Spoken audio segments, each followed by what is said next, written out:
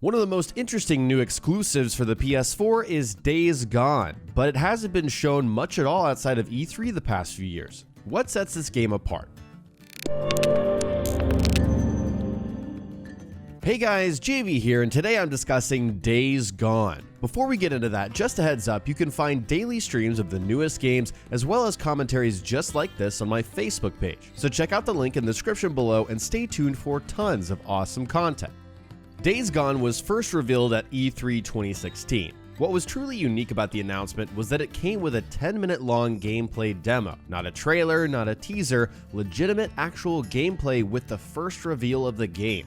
This instantly became something to keep watch of, but Days Gone hadn't seen the light of day outside of E3 at all. At the 2017 show, we saw another gameplay demo along with a trailer and an extended alternate playthrough narrated by the game's director and the lead character's actor. Before we dive in, let's do a brief overview of Days Gone. So, what is this game? Well, it's an open-world, third-person action-adventure title with survival elements. 2 years ago, the world experienced a global pandemic which wiped out nearly all of humanity.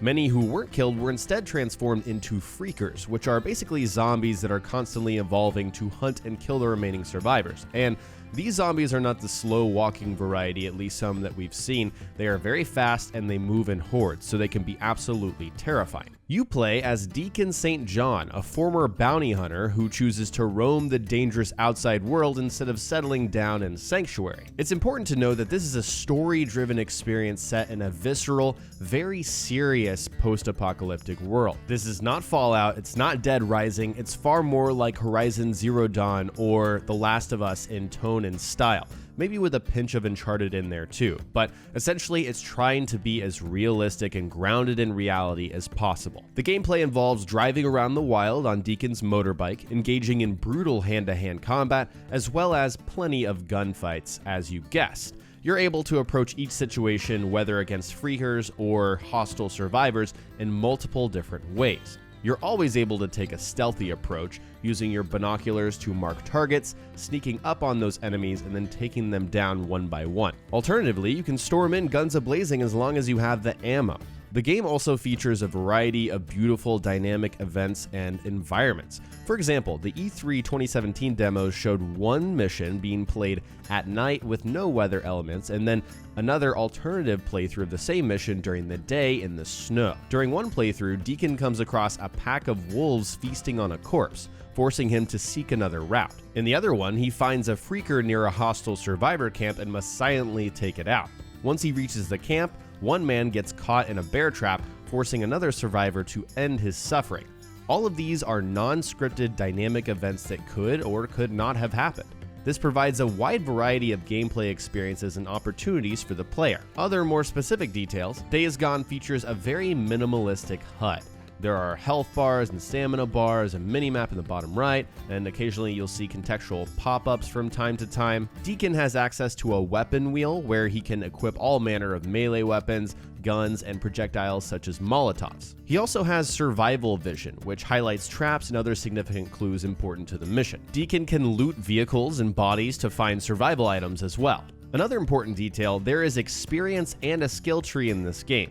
I don't believe we've seen footage of it yet, but you're able to upgrade your survival vision along with a number of other skills to make Deacon more effective. So, you may be wondering what sets this game apart from other PlayStation exclusives that might seem very similar.